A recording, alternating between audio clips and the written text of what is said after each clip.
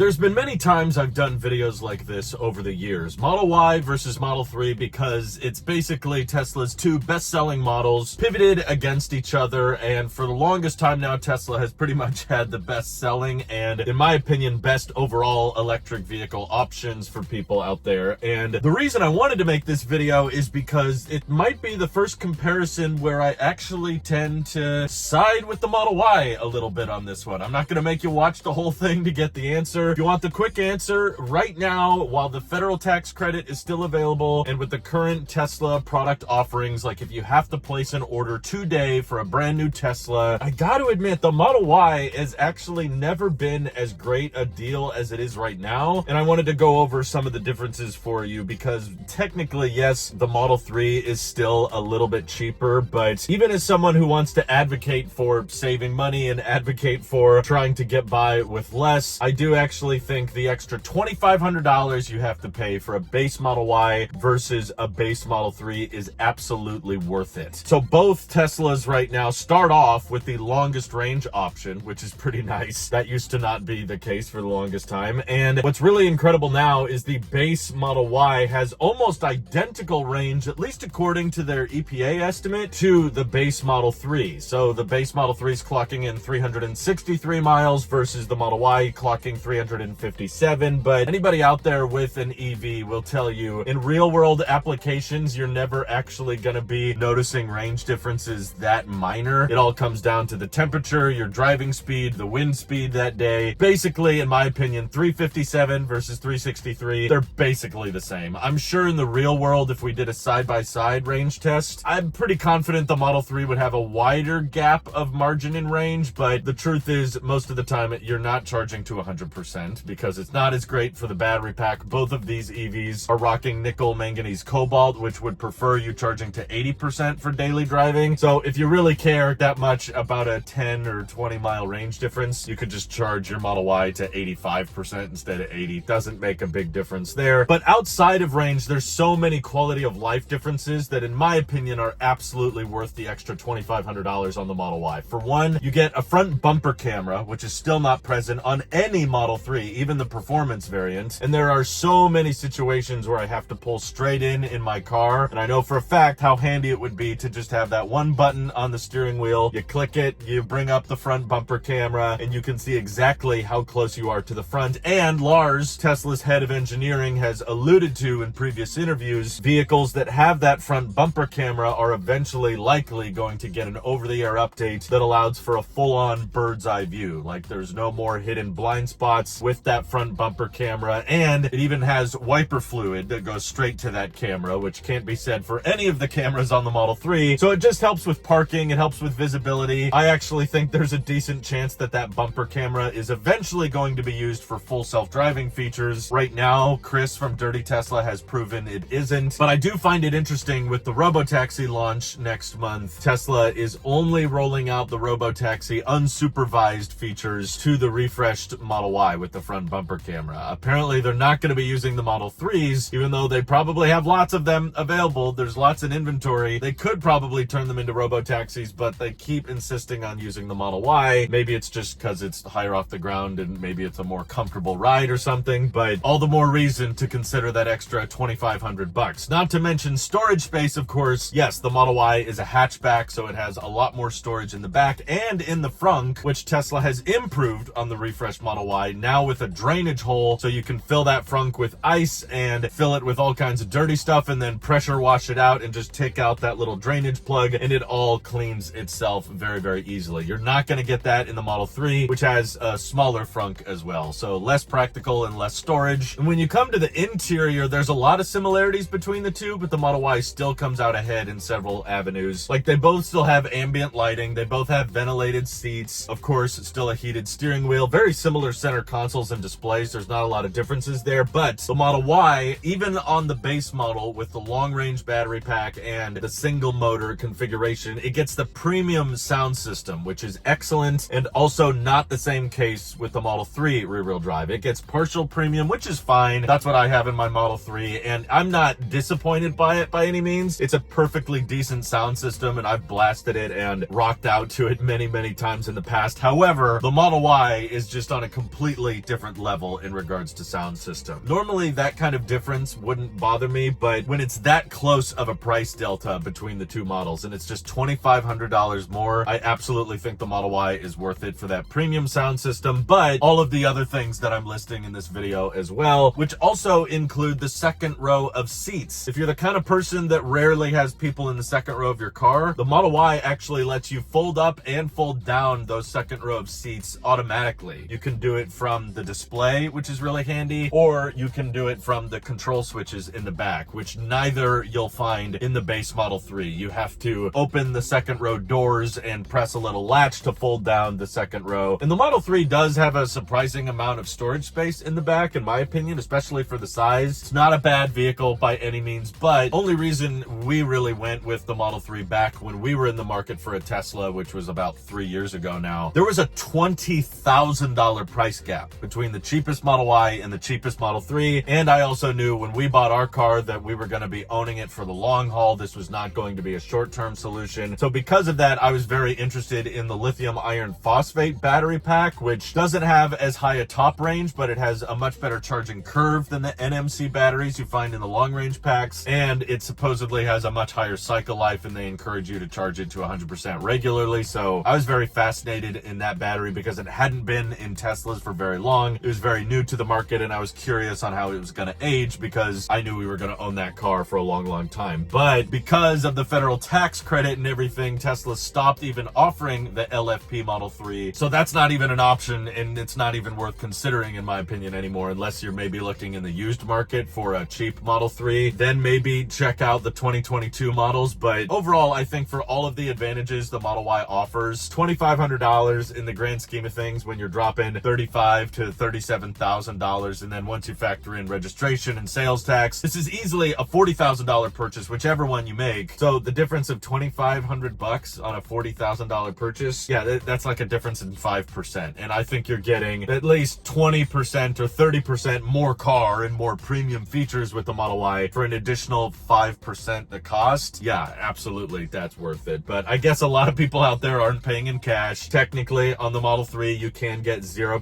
APR. The Model Y, if you're getting the rear-wheel drive, they don't have low-interest financing. You have to get the all-wheel drive to get the 2% APR, but I would suggest just waiting a little bit. Very high likelihood that Tesla's going to offer lower interest APR for the Model Y, even the rear-wheel drive, within the next couple of months, because they're not flying off the delivery centers right now. They're not selling incredibly well, and there's always end-of-quarter delivery pushes that they'll unlock to offer lower interest financing. So if that's a huge deal for you, I would suggest just waiting a little bit, because honestly right now the Model Y I just think is super future-proof. Like, they've really refreshed it. They've really updated a lot. Not to mention you have the option of upgrading to a tow hitch on the Model Y down the road, whereas you have to go kind of third-party aftermarket with the Model 3. So for the practicality, you know, the great range, the great efficiency, the better ground clearance, the great suspension, and in my experience the Model Y tends to be easier to get in and out of and has better acoustics on the inside than the Model 3. Yeah, I'm sorry. This is coming from a Model 3 owner. As a diehard Model 3 fan, if you're in the market for a new Tesla, yeah, Model Y, you just can't beat it right now for the value. Maybe my answer will change when more affordable Tesla models come out in the next couple of months. We'll see, but when they do, I'll of course cover them for you on this channel. But if you are ordering a Tesla soon, feel free to use a referral code like the one in the description. Get yourself some free full self-driving. Doesn't cost anything, so why not? And thank you to everybody supporting this channel directly. Seriously, helps us out a ton, as does just watching these videos. So thanks again. Have an excellent rest of your day.